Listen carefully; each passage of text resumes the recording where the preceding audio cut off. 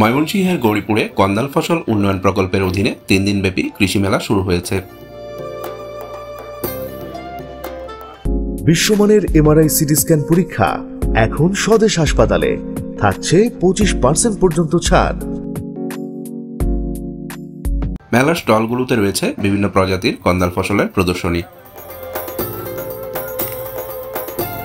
পাশাপাশি মেলার স্টলে রয়েছে কন্দাল ফসলের তৈরি বিভিন্ন সুস্বাদু খাবারের পরিবেশনাও। আমাদের এখানে আছে হলো আলুর দম, তারপরে হলো আলুর পাকুড়া, তারপরে কচুর মালা বড়া, লতির বড়া, তারপরে আলুর কাবাব, আলুর স্যান্ডউইচ, তারপরে আছে গাজরের হালুয়া, মিষ্টি আলুর হালুয়া, আলুর পরোটা, আলুর বিভিন্ন ধরনের মিষ্টি, তারপরে আলু ভাজি, আলুর সিঙ্গারা। এসব আয়োজন ও প্রদর্শনী মুগ্ধ করেছে মেলায় ঘুরতে আসা দর্শনার্থীদের। কৃষি মেলাটা দেখতে আসছি, পর্যবেক্ষণ করছি, তারপরে বিভিন্ন কন্দাল ফসল, আলু ইত্যাদি ইত্যাদি অনেক ফসল দেখছি, অনেক ভালো লাগছে। এগুলা আমাদের অনেক উপকারী, আমাদের অনেক পুষ্টি হয় এগুলো খেয়ে।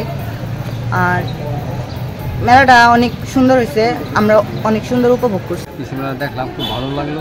এখানে যে একটা কাবাস আলু, এটা নাকি খুব ভিটামিন, সুস্বাদু খাদ্য, যেটা আমি এই আগে দেখছি কিন্তু এত বড় দেখি নাই। এছাড়া বিভিন্ন আলুর বীজ, বিভিন্ন লতা কচু এগুলো দেখলাম, এগুলো দেখে খুব ভালো লাগলো। এইগুলো যদি কৃষি অফিসে তারা যদি একটু তদারকি করে দিয়ে আর একটু ভালোভাবে চাষাবাদে উদ্বুদ্ধ করতে পারে কৃষকরে, তাহলে মনে হয় যে এই মেলাটা সাফল্য আসবে। মঙ্গলবার উপজেলা কৃষি অফিস চত্বরে আয়োজিত এই কৃষি মেলার উদ্বোধন করেন উপজেলা নির্বাহী অফিসার মোহাম্মদ শাকিল আহমেদ।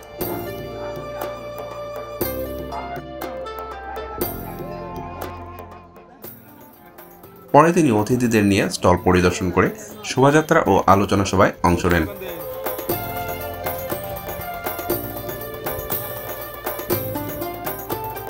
কৃষি সম্প্রসারণ গৌরীপুর ময়মনসিংহ কর্তৃক আয়োজিত কন্দাল ফসল উন্নয়ন মেলায় আমার ব্লক হচ্ছে কলতাপাড়া ব্লকেরই একটি গ্রাম তাঁতপুরাতে মোহাম্মদ কামাল উদ্দিন নামের একজন কৃষক, তিনি কাসাবা চাষ করেছেন। কাসাবা এমন একটি ফসল যেটা হচ্ছে মানে বলা যায় যে পরিচর্যা ছাড়াই এটা উৎপাদন করা সম্ভব। কন্দাল ফসল মেলার হাতে নিয়ে আসছে আজকে জৈব সার, বায়োডার্মা সলিড এবং কি বায়োবিটিকে বায়োডার্মা এবং কি যে বায়ো যে প্রোডাক্টগুলো আছে লিকুইড জৈব বালাইনাশক বলা হয় এগুলো, এবং কি এই খাঁটি সরিষার তেল, আমরা চারা, এগুলো সব কিছু আমি নিয়ে আসছি আর কি। আমি ফাইজা এগুলো থেকে নিয়ে আসছি। দর্শনার্থীরা দেখতেছে এবং কি জানতেছে এগুলো মানে কেমনে করা যায়, কি উপকার এগুলো জানতেছে, এবং কি সব কিছু নিয়ে আসছি কৃষি অফিসের মাধ্যমে, কৃষি অফিসের আমন্ত্রণে নিয়ে আসছি। মেলায় কন্দাল ফসল প্রদর্শনীর পাশাপাশি এসব ফসলের চাষাবাদ সম্পর্কে দর্শনার্থী ও কৃষকদের পরামর্শ দিচ্ছেন কৃষি কর্মকর্তারা।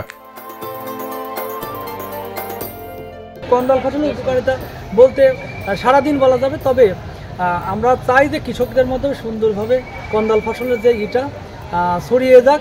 এই গৌরীপুর উপজেলায় অনেক সম্ভাবনা আছে, সম্ভাবনাময় একটা উপজেলা।